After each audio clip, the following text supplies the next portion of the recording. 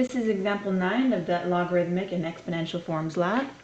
We have the following expression: 7 plus 1/2 times log of a plus 3/2 times log of b minus 5 times log of c. And we want to condense this as much as we possibly can, so doing the complete opposite of the last two examples. We're still going to use the properties of logarithms, but backwards now. So looking at this first, we're going to leave this 7 for now. We're going to look at these numbers that are in front of these logs, and we're going to look at the power rule. Now the power rule states that when we have r times the log of a of m, this is the same thing as log of a times m to the exponent of r. So we're going to go backwards. So this is the same thing as 7 plus log of a to the 1/2. So we moved this 1/2 to the exponent of a.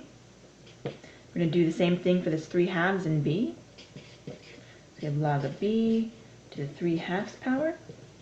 And the same thing for this log of c, minus log of c to the 5th. So now we've used the power rule. Next we're going to probably look at this addition and the subtraction. So we know that when we have logs of the same bases and they're adding right here, that's the same thing as log of the same base of m times n. So we're going to use the product rule. We have log of a to the 1/2 plus log of b to the 3/2. And we'll notice that all of our logs do not include a base. If you write a log without a base, we know that it's all log of 10. So each of these logs actually share a base of 10. So we're going to condense log of a of 1/2 plus log of b of 3/2 using the product rule. So we're going to tag on our 7. We're going to condense these ones into the product rule. So instead of log of a 1/2 plus log of b 3/2, it's going to be log of a to the 1/2 times b to the 3/2. So this is going backwards using the product rule, minus log of c to the 5th. So we have now condensed this. Next we'll look at this subtraction right here. We have log of a to the 1/2 times b to the 3/2 minus log of c to the 5th. Now that looks a lot like the quotient rule, where we have log of a to the m minus log of a to the n. It's the same thing as log of a m over n. So this right here is going to be our numerator, and this right here is going to be denominator. So we tag on that 7 is log of a 1/2 times b to the 3/2 all over what we're subtracting here, our c 5th. So our c to the 5th. So that's what we have right now. Next I'm going to look at this 7. I don't really like this 7 just being tagged on, so we're going to do a little bit of a cheaty method essentially.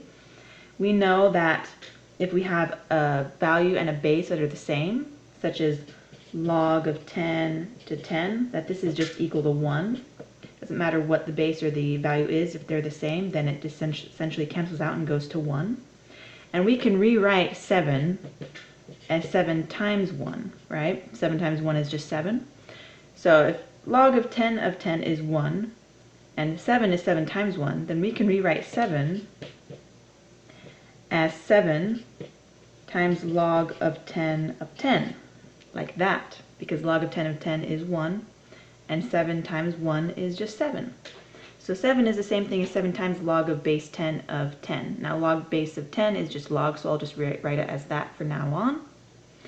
Now remember, we can rewrite, when there's a number out here in front of a log, we can use the power rule, where we have an r in front of our log of a of m, and we can put the r back up here with the m.